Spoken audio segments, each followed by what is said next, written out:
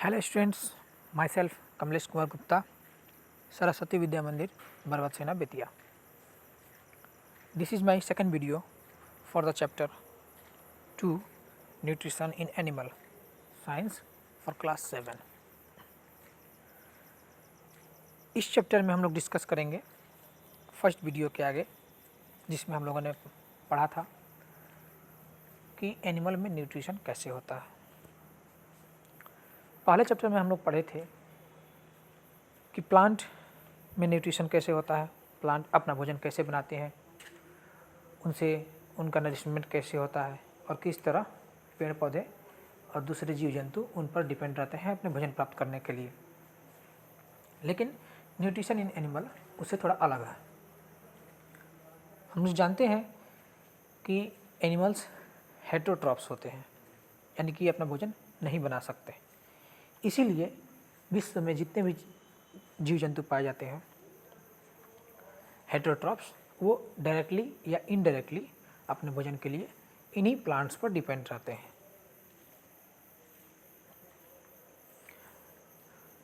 कोई जीव जंतु डायरेक्टली पेड़ पौधे से अपना भोजन प्राप्त करता है, कोई इनडायरेक्टली, जैसे शेर, चीता और जितने भी कार्निवोरस एनिमल्स हैं वो डायरेक्टली पेड़ पौधे का उपयोग नहीं करते हैं अपने भोजन के रूप में, वो जानवर लोगों को मार के खाते हैं।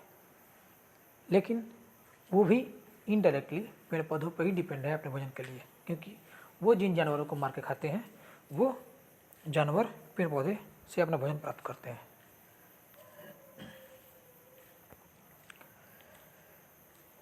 न्यूट्रिशन इन एनिमल में हम लोगों ने पहले वीडियो में पढ़ा था कि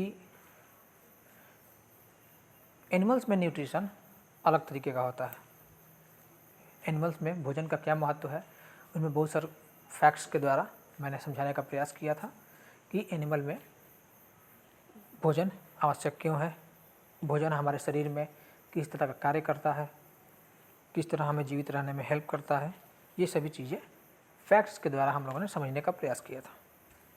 इसके अलावा लास्ट में मैंने एक टेबल बनाने के लिए भी दिया था आप लोग को, जिसमें अलग अलग एनिमल्स के फूड खाने के तरीके और कौन कौन सा वो फूड खाते हैं उसका एक टेबल बनाना था आप लोग को। अगर वो टेबल आप लोगों ने बनाया होगा तो आप लोग समझ पा रहे होंगे कि विश्व में जितने भी जीव जंतु पाए जाते हैं वो सभी अलग अलग तरीके का भोजन करते हैं। उनका भोजन अलग होता है और भोजन करने का तरीका भी अलग होता है। सभी एक ही तरह का भोजन नहीं करते हैं। उसी कड़ी में आपको बुक में एक स्टार फिश के बारे में बताया गया है, एक अमेजिंग फैक्ट्स के रूप में। ये अमेजिंग इसलिए है क्योंकि इसके भोजन करने का तरीका कुछ विशेष है। जैसे अगर हम भोजन करते हैं तो भोजन हमारे माउथ के थ्रू हमारे पेट में जाता है, हमारे स्टमक में जाता है, वहाँ पे उसका पाचन क्रिया होती है। लेकिन स्टार फिश में इस तरह की क्रिया नहीं होती है। स्टार फिश को जब भी शिकार करना होता है या भोजन करना होता है तो पूरा का पूरा स्टमक उसके शरीर से बाहर निकलकर मुंह के द्वारा वो अपने शिकार को पकड़ता है, अपने भोजन को पकड़ता है और वो फिर से अंदर चला जाता है। यानी कि उसका स्टमक ही बाहर आ जाता है अपने शिकार को पकड़ने के लिए और फिर उसको अंदर ले जाकर पाचन करता है। अब चूँकि उनके अंदर दांत नहीं पाए जाते, इसीलिए उनका पाचन क्रिया का तरीका हम लोग से अलग होती है। उसी तरह का एक और जीव होता है टोड, जिसको हम लोग मेढक भी कहते हैं। मेढक के भोजन करने का तरीका थोड़ा अलग होता है, क्योंकि ये अपनी जीभ से भोजन को पकड़ता है या चिपकाता है। इसका जीभ जो है बाहर की तरफ जुड़ा रहता है और अंदर की तरफ स्वतंत्र रहता है। वो शिकार करते समय अपने जीभ को मुंह से बाहर की तरफ फेंकता है और फिर उससे शिकार जब चिपक जाता है तो फिर से उसको अंदर ग्रहण कर लेता है। डायरेक्टली चबाने की जरूरत नहीं है, डायरेक्ट उसके शरीर में उसका पाचन होता है। इन दोनों चीज़ों को नीचे दिए गए 2 वीडियोज़ के द्वारा आप लोग समझ सकते हैं। नेक्स्ट हम लोग को पढ़ना है डाइजेशन इन ह्यूमन बीइंग, यानी कि इंसानों में भोजन की पाचन क्रिया कैसे होती है, हम लोग भोजन कैसे करते हैं, उसमें पाचन कैसी होती है, उससे हम लोग को ऊर्जा कैसे मिलती है और अन्य जो आवश्यकताएँ होती हैं वो कैसे पूरी होती हैं, इन सब चीज़ के बारे में हम लोग को आगे पढ़ना है। ये एक डायग्राम है इंसान के डाइजेस्टिव सिस्टम का। इसमें कौन कौन से ऑर्गन्स पार्टिसिपेट करते हैं इसको आप आसानी से समझ सकते हैं। हम भोजन करते हैं, भोजन की शुरुआत माउथ से होती है। हम लोग हाथ से भोजन उठाए, उसको हम लोग मुँह में रखा, फिर उसको चबाते हैं, टंग के द्वारा उसका अलग अलग दांतों तक उसको पहुंचाया जाता है। दांत उसको चबाते हैं, सैलिवरी ग्लैंड से उसे सलाइवा मिलाया जाता है और फिर इसको नरम बनाने के बाद हमारे शरीर में अंदर भेज दिया जाता है पाचन क्रिया के लिए। इसी क्रिया को डिटेल में हम लोग को पढ़ना है। तो चलिए शुरुआत करते हैं डाइजेशन इन ह्यूमन से। शरीर में भोजन इंटर करने से लेकर अंत तक पाचन होने तक टोटल 6 ऑर्गन्स मेनली पार्टिसिपेट करते हैं। यानी कि हम लोग अपने डाइजेस्टिव सिस्टम को 6 अलग अलग पार्ट्स में डिवाइड कर सकते हैं, जिस रास्ते से होते हुए भोजन हमारे शरीर में प्रवेश करता है और डाइजेशन होता है। ये 6 पार्ट्स मेन हैं। इनके अलावा भी इनके अलग अलग पार्ट्स अलग से जुड़े रहते हैं। इनका नाम हम लोग आगे पढ़ेंगे। सबसे पहले हम लोग देख लेते हैं कि ये 6 पार्ट्स कौन कौन से हैं। पहला है बकल कैविटी, यानी कि हम लोग का मुंह, हम लोग का माउथ को हम लोग बकल कैविटी कहते हैं साइंटिफिक रूप से। दूसरा फूड पाइप, जो हमारे गले से होते हुए हमारे पेट की तरफ जाता है, इसे हम लोग ओएसोफेगस भी कहते हैं।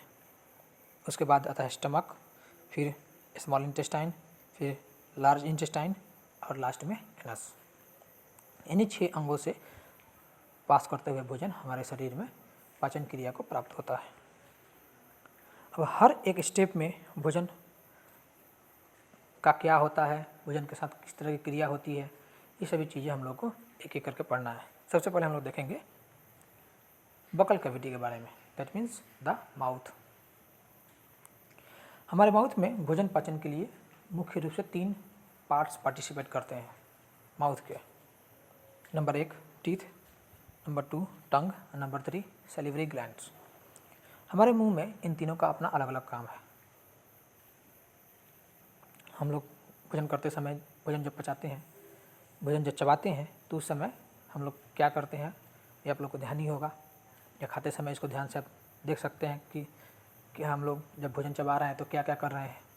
जैसे ही हाथ के द्वारा उठाकर भोजन को हमने मुंह में रखा, उसके बाद जीभ क्या करता है, उसको अलग अलग दांतों तक पहुंचाता है और दांत उसको चबाते हैं, चबा के उसको छोटे छोटे पार्ट्स में कन्वर्ट करते हैं। दांतों को, जितने भी दांत हम लोग के मुंह में पाए जाते हैं, उसको अलग अलग पार्ट्स में डिवाइड किया जा सकता है। हम लोग के शरीर में, हम लोग के मुंह में 32 दांत पाया जाता है। ये 32 दांत में 4 कैटेगरीज होते हैं। हर कैटेगरी का दांत का अपना अलग अलग कार्य होता है। यानी कि इन 32 दांतों को हम लोग 4 भाग में डिवाइड कर सकते हैं, जो कि देखने में सेम होते हैं और कार्य भी सेम होता है। वैसे सभी लोगों में 32 दांतें नहीं पाई जाती हैं। जो छोटे बच्चे होते हैं, जो बच्चा कोई पैदा होता है तो उसमें कोई दांत नहीं पाया जाता है, वो बिना दांत का होता है। जैसे जैसे उसकी उम्र बढ़ती जाती है, उसमें धीरे धीरे करके दांत निकलना शुरू होते हैं। लेकिन बच्चे के जन्म के बाद जो पहली दांत निकलता है, और जितने भी दांत निकलते हैं 5 से 6 वर्षों तक, वो सभी मिल्क टूथ कहलाते हैं, यानी कि दूध के दांत। ये दूध के दांत परमानेंट नहीं होते हैं।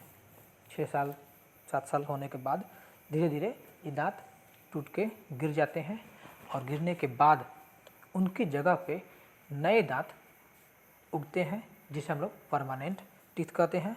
और यही परमानेंट टीथ हमारी ज़िंदगी भर रहते हैं, जब तक कि ये खुद से ख़राब होकर ख़त्म ना हो जाए। जैसे दांत खराब होना, दांत में कीड़े पड़ना, इस तरह कोई क्रिया ना हो, तब तक जीवन भर ये दांत हमारे मुंह में बने रहते हैं। ये 4 पार्ट्स होते हैं दांत के। चारों का नाम अलग अलग होता है। पहला इंसीजर, दूसरा कैनाइन, तीसरा प्रीमोलर और चौथा मोलर। इन चारों की स्थिति हमारे दांत में अलग अलग होती है। हमारे दांत में सबसे पहले जो दांत दिखते हैं, जैसे इस डायग्राम में आप देख के समझ सकते हैं कि ऊपर और नीचे 16 दांतों का 2 सेट होता है। इन 16 दांतों में 4 तरह के दांत पाए जाते हैं। सबसे सामने वाले जो दांत होते हैं उन्हें हम लोग इंसीजर कहते हैं। इंसीजर किसी भी चीज़ को काटने में काम आते हैं, और नीचे में इनकी संख्या 4 और ऊपर में 4, यानी कि टोटल हमारे मुंह में 8 इंसीजर्स होते हैं। इन 8 इंसीजर्स का काम है किसी भी भोजन को काटना। जैसे कि मान लीजिए हम कभी सेव खाते हैं, तो सेव को जब काटते हैं तो उन सेव को काटने के लिए जिन दांतों का इस्तेमाल करते हैं वही इंसीजर्स हैं, यानी कि सामने वाले 4 दांत, 4 ऊपर और 4 नीचे, यानी टोटल 8। इन इंसीजर्स के दोनों तरफ एक एक कैनाइन्स होते हैं। कैनाइन टाइप का दांत होता है जो दिखने में बहुत शार्प होता है। इनकी संख्या मुंह में टोटल 4 होती है, 2 ऊपर 2 नीचे। कैनाइन जो होता है उसका काम इंसीजर से अलग होता है।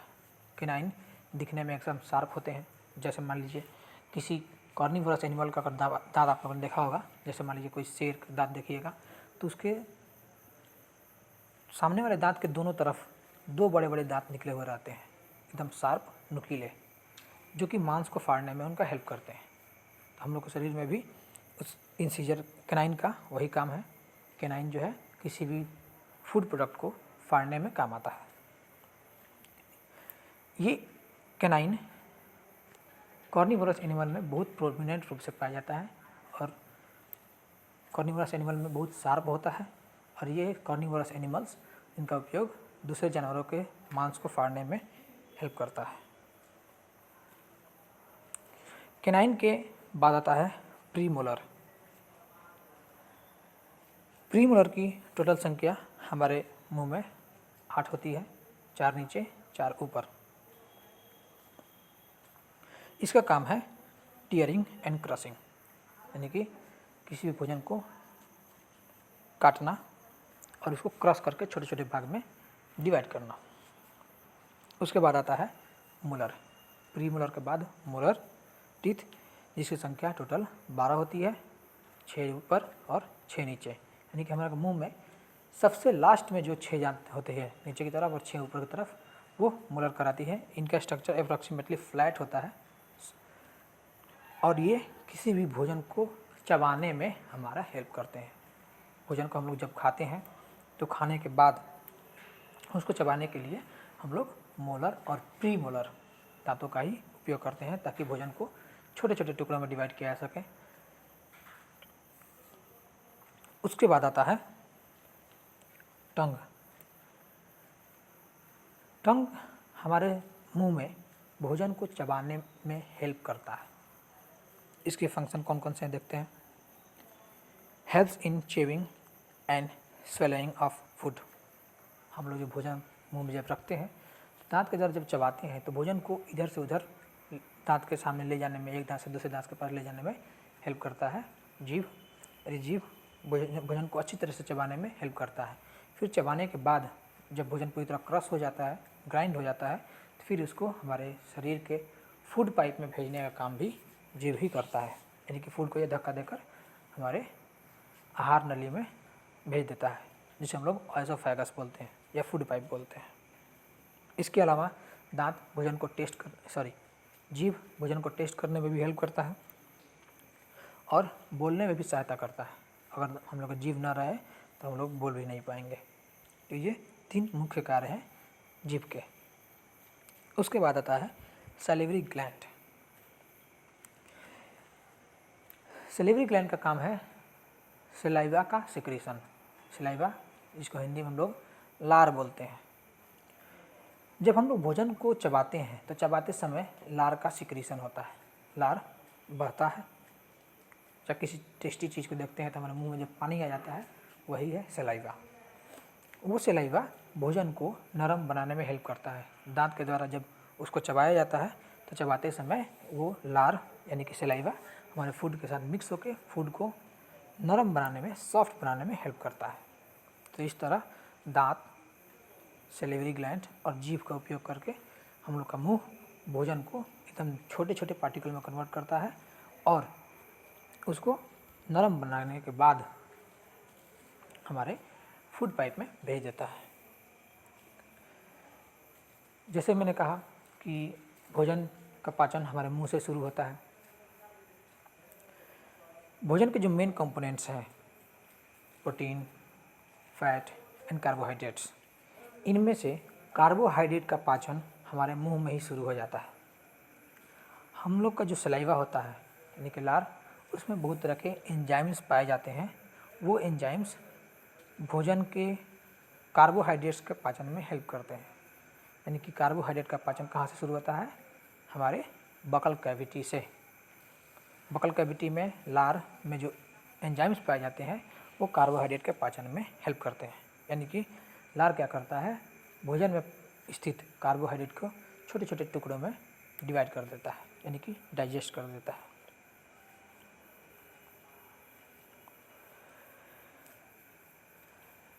इस डायग्राम में आप देख सकते हैं कि हम लोग का जो सैलिवरी ग्लैंड है वो कौन कौन से पार्ट्स में स्थित होता है। हम लोग का सैलिवरी ग्लैंड्स 3 प्रकार के होते हैं। ये जिनमें से 2 हमारे जीभ के नीचे स्थित रहते हैं और एक हमारे गाल के बगल में। टोटल सैलिवरी ग्लैंड की संख्या 800 से 1000 तक होती है हमारे मुंह में, जिसको हम लोग 3 ग्रुप में डिवाइड कर सकते हैं। यानी कि 3 तरह के सैलिवरी ग्लैंड्स पाए जाते हैं और इन तीनों को मिलाकर टोटल सैलिवरी ग्लैंड्स की संख्या 800 से 1000 तक हो सकती है।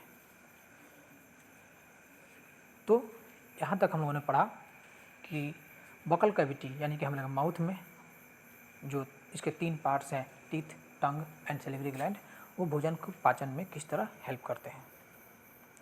भोजन यहाँ पर ग्राइंड और क्रश होने के बाद भोजन जो है वो जीभ के द्वारा हमारे ओएसोफेगस में यानी कि फूड पाइप में नीचे की तरफ भेज दिया जाता है अगले कार्यक्रम के लिए।